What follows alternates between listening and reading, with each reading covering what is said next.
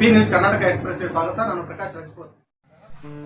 ಇಂದು ವಿಜಯಪುರ ನಗರದಲ್ಲಿ ರಾಜಪೂತನ ಪ್ರತಿಷ್ಠಾನ ವತಿಯಿಂದ ರಾಷ್ಟ್ರವೀರ ಮಹಾರಾಣಾ ಪ್ರತಾಪ್ ಸಿಂಹರವರ ಜಯಂತಿ ಪ್ರಯುಕ್ತ ನಗರದ ಬಿಡಿಎ ಹತ್ತಿರದಲ್ಲಿರುವ ಬೃಹತ್ ಪುತ್ಥಳಿಗೆ ಪೂಜೆ ಸಲ್ಲಿಸಿ ಬೈಕ್ ರ್ಯಾಲಿ ಮುಖಾಂತರ ವಿವಿಧ ಪ್ರಮುಖ ಬೀದಿಗಳಲ್ಲಿ ಸಂಚರಿಸುತ್ತಾ ವಾರ್ಡ್ ನಂಬರ್ 16 ಯೋಗಾಪುರ ಬಡಾವಣೆಯಲ್ಲಿರುವ ವೀರ ಮಹಾರಾಣಾ ಪ್ರತಾಪ್ ಸಿಂಹ ಪುತ್ಥಳಿಗೆ ತಲುಪಿ ಪೂಜೆ ಸಲ್ಲಿಸಲಾಯಿತು.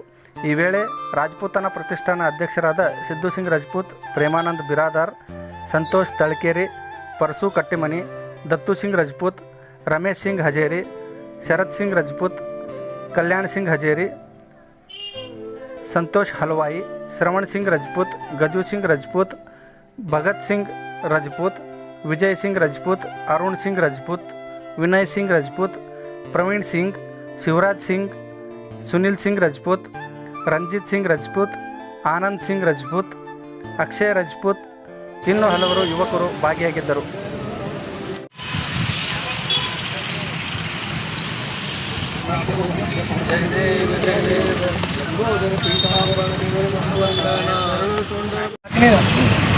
ರಾಷ್ಟ್ರ ಪುರುಷ ಮಹಾರಾಣಾ ಪ್ರತಾಪ್ ಸಿಂಗ್ ಅವರ ಜನ್ಮದಿನದ ಅಂಗವಾಗಿ ಹಮ್ಮಿಕೊಂಡಂಥ ಈ ಪವಿತ್ರ ಕಾರ್ಯಕ್ರಮದಲ್ಲಿ ಎಲ್ಲರೂ ಹಿರಿಯರು, ಯುವಕರು ಮತ್ತು ಆತ್ಮೀಯ ಸ್ನೇಹಿತರು ಭಾಗಿಯಾಗಿದ್ದಾರೆ. ತುಂಬ ಸಂತೋಷ ವಿಷಯ.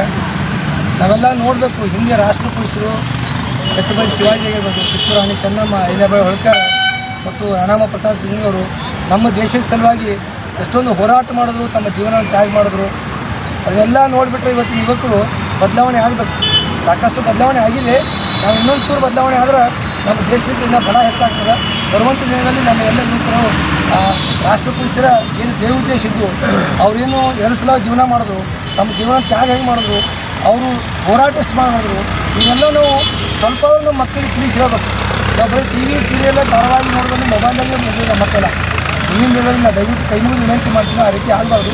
ಇವತ್ತಿನ ಮಕ್ಕಳು ಸಹಿತ ಸಾಕಷ್ಟು ವಿದ್ಯಾವಂತರಿದ್ದಾರೆ ಮತ್ತು ಬುದ್ಧಿವಂತರಿದ್ದಾರೆ.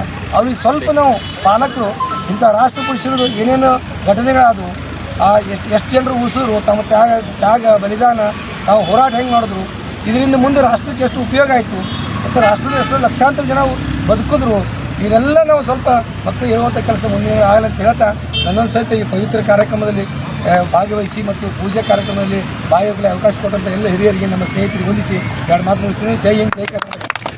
ಶ್ರೀ ರಾಣಾ ಪ್ರತಾಪ್ ಸಿಂಗ್ ಕಿ ಜೈ.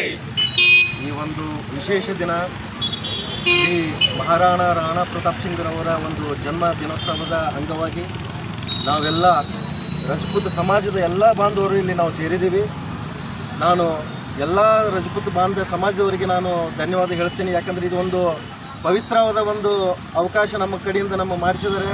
ಒಂದು ಹಾರ ಹಾಕಿ ನಮ್ಮ ಪೂಜೆಯಲ್ಲಿ ಒಂದು ಭಾಗಿ ಮಾಡಿದ್ದಾರೆ. ಅವರಿಗೆಲ್ಲನ ರಜಪೂತ್ ಸಮಾಜದವರಿಗೆ ಧನ್ಯವಾದ ಹೇಳ್ತಾ, ಈ ಒಂದು ವಿಶೇಷ ದಿನ ರಾಣಾ ಮಹಾರಾಜ ಪ್ರತಾಪ್ ಸಿಂಗರ ಈ ವಿಜಯಪುರದ ಏನಿದೆಯಲ್ಲ, ಇಂಥ ಒಂದು ಮೂರ್ತಿ, ಎತ್ತರವಾದಂಥ ಮೂರ್ತಿ ಯಾವುದಾದ್ರೂ ಇದ್ದರೆ ನಮ್ಮ ರಾಣಾ ಪ್ರತಾಪ್ ಸಿಂಗದ ಅಂತ ಹೇಳ್ತೀನಿ.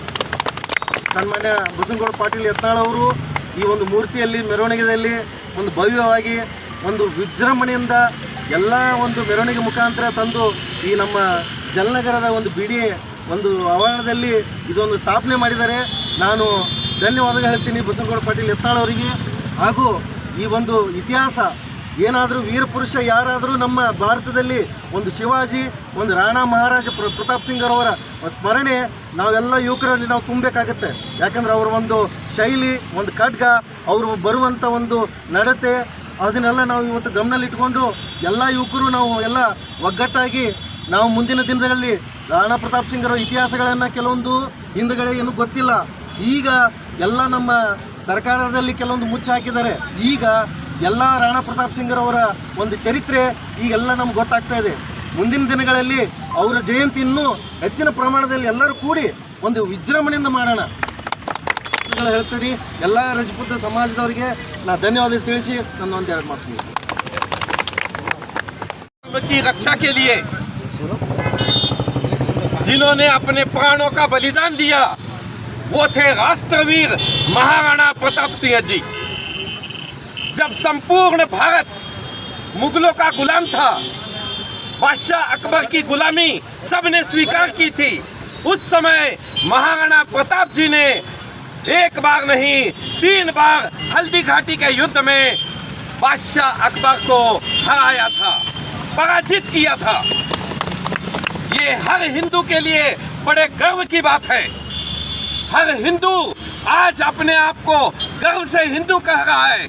इसके पीछे महाराणा प्रताप सिंह जी, छत्रपति शिवाजी महाराज जैसे महान व्यक्तियों का हाथ है।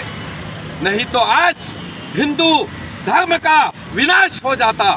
लेकिन महाराणा प्रताप जी का त्याग, बलिदान आज हम यहाँ याद कर रहे हैं। उनके जन्म उत्सव पर राजपूत समाज की ओर से आज जिस कार्यक्रम का आयोजन हुआ, इस कार्यक्रम में बड़ी संख्या में राजपूत समाज के लोग उपस्थित हुए। साथ ही हमारे प्रेमानंद बिरादार जी, संतोष जी, मैं इन सब का धन्यवाद करता हूँ राजपूत समाज की ओर से। और मैं यही प्रार्थना करता हूँ सभी हिंदुओं से कि आगे चलकर बढ़ चढ़ कर बड़ी संख्या में वो इस कार्यक्रम में उपस्थित होंगे। मैं संतोष कुमार हलवाई, धन्यवाद।